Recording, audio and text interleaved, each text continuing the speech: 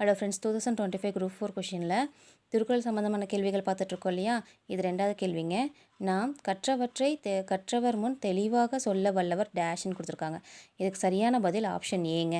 கற்றவருள் மிகவும் கற்றவராக மதிக்கப்படுவார். அதாவது தாம் கற்றவற்றை கற்றவர் முன் தெளிவாக சொல்ல வல்லவர் எப்படிப்பட்டவரா? கற்றவருள் மிகவும் கற்றவராக மதிக்கப்படுகிறார். சரிங்களா? இது அவை அஞ்சாமை அப்படிங்கிற அதிகாரத்தில் இருக்குது. நமக்கு புக்கில் 7th நியூ புக்கில் பேஜ் நம்பர் 188 பார்த்தீங்கன்னா அவை அஞ்சாமைன்னு கொடுத்துருக்காங்களா? திருக்குறள் பார்த்துடலாம் வாங்க. கற்றாருள் கற்றார் எனப்படுவர். கற்றாருள் கற்றார் எனப்படுவர் கற்றவர் முன் கற்ற செல சொல்லுவார்.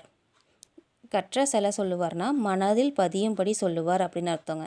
அதுக்கான பொருள் தான் தாம் கற்றவற்றை கற்றவர் முன் தெளிவாக சொல்ல வல்லவர் கற்றவருள் மிகவும் கற்றவராக மதிக்கப்படுவாருங்கிற இந்த பொருளை தான் நமக்கு கேள்வியாக கொடுத்துருக்காங்க.